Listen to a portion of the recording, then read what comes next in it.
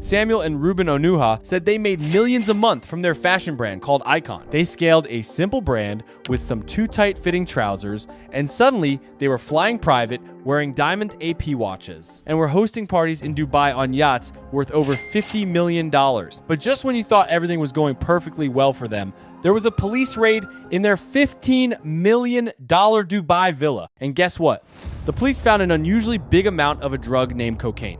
Suddenly, the empire they were building didn't look like an e-commerce business anymore, but more like a cover story for their real business, which wasn't an online clothing brand. This isn't your typical rags to riches story. We did a deep dive into the Onuha brothers case, and let me tell you, it's less like a Shopify success story and more like a crime thriller, because the man you're about to meet, Samuel Onuha, is either a self-made marketing genius or the fall guy in one of the darkest influencer conspiracies we've ever seen. And his little brother, Ruben?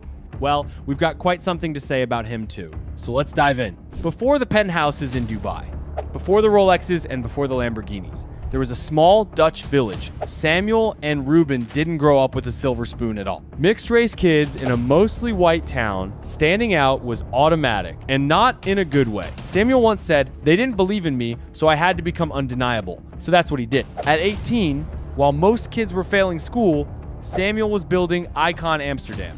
Not Gucci, not high fashion, but better. It was aspirational. And according to himself, his sales went crazy. With Ruben by his side, Samuel scaled ICON with Shopify, Facebook ads, and influencers. But they weren't just selling pants. Their main business was selling freedom through a dropshipping course. You don't need school. You don't need a job. You just need our pants and maybe $10K for our dropshipping course. ICON started blowing up. The pants were tight, but the margins? Tighter. Samuel realized something. Selling pants? Cool. Selling the dream of selling pants? Way more profitable. So came the next era, coaching. Courses started popping up. 2K, 5K, and next 10K for his VIP course. And what does his VIP course get you? One-on-one calls, but not even with Samuel himself. Masterminds and motivational voice notes from a Dubai penthouse. Thousands bought in. People wanted to build real wealth like Samuel and live like Ruben, but Reddit wasn't buying it. One user wrote, "These brothers didn't get rich from Shopify. They got rich selling you a course." People started pointing out the obvious. And at that time, 24-year-old guy, flying private, rocking diamond-studded APs, giving interviews in villas that look like Bond villain lairs, it doesn't exactly scream just Facebook ads and fashion. At some point, things started to feel different. People who used to admire Samuel and Ruben began to say they were acting as if they were above the law and everyone else, that the success had gone to their heads. The private jets, the iced-out watches, the quiet stares in interviews, it wasn't just flex anymore. It felt like distance, like they had left the rest behind. Fans said they used to be real, humble, hungry, but now it looked like they didn't care. And that's when the comments turned dark. In March 2025, everything collapsed. They're in Dubai. Samuel and Ruben in their villa on the Palm, of course, with, like always, music, lights, women, partying and living lavish. Then, out of the blue, sirens. A police raid.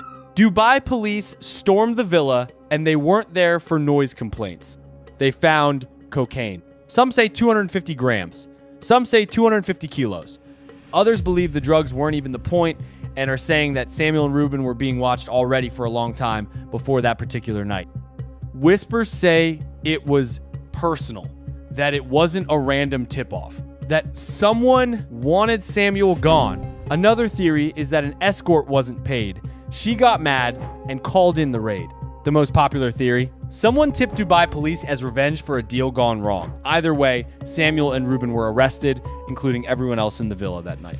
And then after a few weeks, Ruben got out of jail, just like that, without letting anyone know on social media. But Samuel wasn't released. Ruben is already released for a couple of weeks now, and since then, just silence. No Instagram, no statements, no Free My Brother campaign, just Ruben reappearing like nothing happened, driving a new Lamborghini through Marbella. Yes, really, this was last week, and yet, not a single word about his brother. Some say Ruben cut a deal, saved himself, left Samuel to burn, and all that while he had to thank everything he had to his big brother. Samuel has always taken care of Ruben like a big brother should, but now Ruben has turned his back on him. Seems odd. but it looks like this is the reality. And you know what's the creepiest part? Their entire circle, radio's silent. No friends posted. Not even his best friend Vince. Not even the clients and course students who owed everything to Samuel. No love, no outrage, no justice posts, just silence. Which leads us to 4 theories. Theory 1, Icon was a front. They weren't selling fashion, they were cleaning money. How else do you explain mastermind events costing them over $100,000? And mystery villas in LA? Is this a lifestyle that aligns with known revenue streams? They can show you a phone with a Shopify revenue statement, but who knows if this is actually real? You tell me. Theory 2, the real business was the courses. Icon was the bait. The courses were the hook.